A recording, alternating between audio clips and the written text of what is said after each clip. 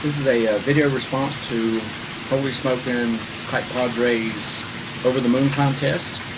Thank you for having the contest.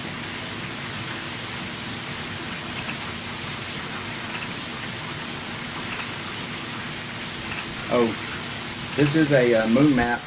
It's from the National Geographic February 1969 edition.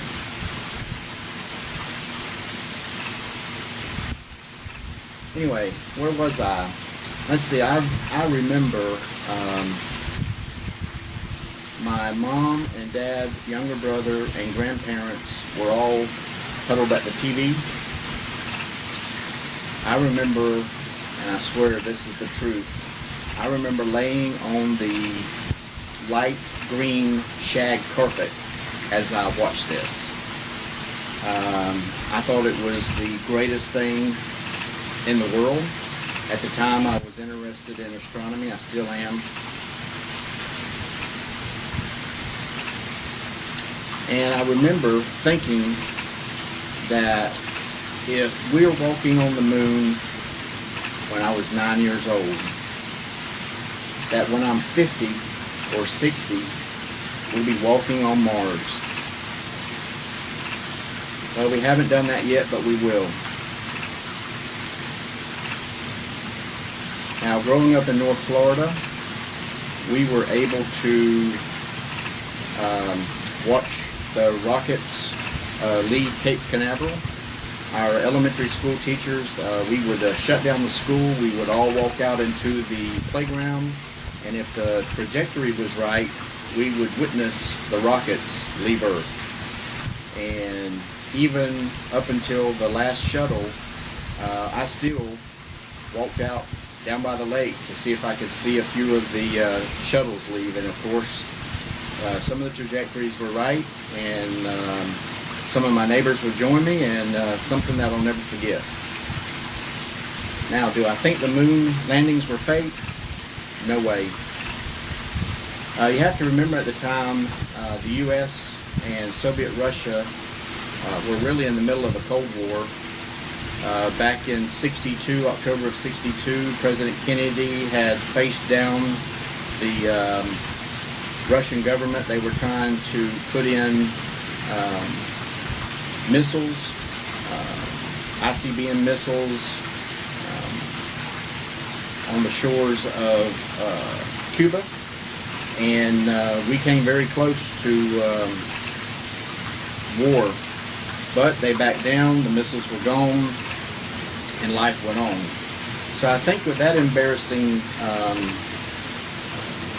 act that happened, if they were faked, if the moon landings were faked, Russia would be able to tell by the being able to triangulate where the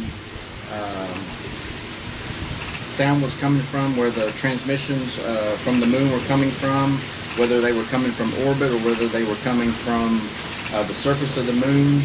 And if they had one sense that it was faked, that would have been plastered over every paper, every news report, probably until today would be used to shame the U.S. So no, I don't think that it was fake.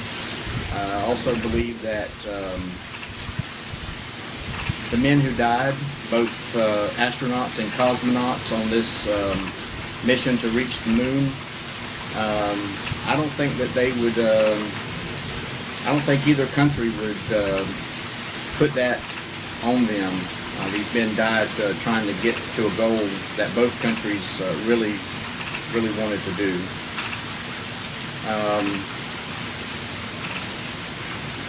Also, there's equipment that was left behind that we use today.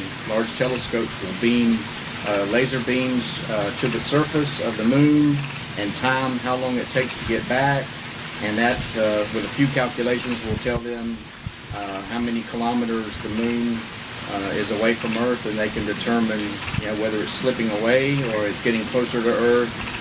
So I think there's enough evidence, I believe, that these were real events that happened in history, not in Hollywood or Area 51, wherever you could imagine it would happen. Anyway, as far as what tobacco I would take, golly, I think I would just keep it simple. The tobacco I started with was Dunhill's Early Morning Pipe. I think I would take a load of that with me, and I could just imagine lighting up a bowl, if it was possible, in that type of atmosphere inside the cabin, and just staring out the porthole at the magnificent desolation. That's what I feel. Anyway, thank you again, HolySmokeNPipePadre's, for the contest, and I wish everybody peace and happy smoking.